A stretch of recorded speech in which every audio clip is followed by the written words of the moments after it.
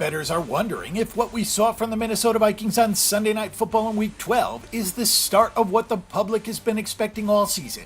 A Week 13 win at Foxboro against the Patriots would certainly be confirmation. The Vikings take their show out on the road to battle New England with a rare 4:25 p.m. Eastern Time kickoff in Massachusetts. The Patriots are favored by 6 points, with the total on the game at 48.5. We keep waiting for the Vikings to live up to their preseason expectations.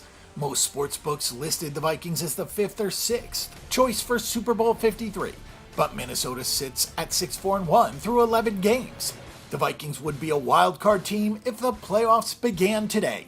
Minnesota is also 6-4-1 against the spread on the season and leans slightly with a 6-5 record to the under. To give you an idea of how much was expected of the Vikings this season, 3 of their last 4 games have been played in primetime, and next week's game at Seattle is the Monday Night Football game. Maybe that was the confidence-building game that Kirk Cousins needed last weekend against the Packers. Cousins was nearly flawless, throwing for 342 yards and 3 touchdowns. He also scrambled around for 17 yards. It was his best performance of the season in adjusted yards per attempt and his highest-rated game of the season. This will be the first start for Cousins against the Patriots since he was back with the Redskins in 2015. The Vikings didn't have much success on the ground, though, but they didn't need it because Stefon Diggs and Adam Thielen each had a touchdown catch and combined for 16 catches for 202 yards.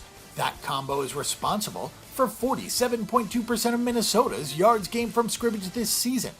On defense, the Vikings have been strong on third down and in the red zone, but it hasn't quite translated to as much success as it should have. Are the Patriots undervalued, disrespected, or underrated? With all the hype about the Chiefs, Saints, and Rams, the Patriots aren't grabbing a whole lot of headlines this season. They're methodically 8-3 straight up and 7-4 against the spread. 7 of 11 New England games have gone under the total this season. There just hasn't been anything special about the total body of work. With the head-to-head win over the Chiefs, don't be surprised if the road to the Super Bowl manages to go through Foxboro. The workload for Tom Brady has been lessened a bit this season. Brady led the league with 581 pass attempts for 4,577 yards last season. He's at 402 and 3,031 yards with 5 games left this season.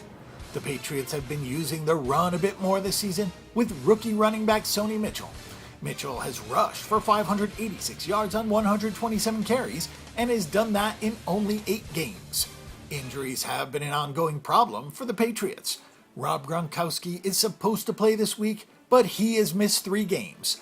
Julian Edelman was suspended earlier in the season and missed 4 games, so it has been a revolving door of skill players for Brady and offensive coordinator Josh McDaniels.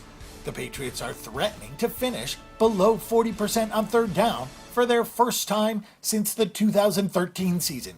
Evaluating the Patriots' defense is a tough job. Because the team plays with the lead so much, the defense rarely rates well in yards per play and usually winds up in the top 5 in pass attempts against. That is the case again this year. New England's defense does have 18 takeaways, which ranks in the top 10, and has only allowed 5 rushing touchdowns on the season.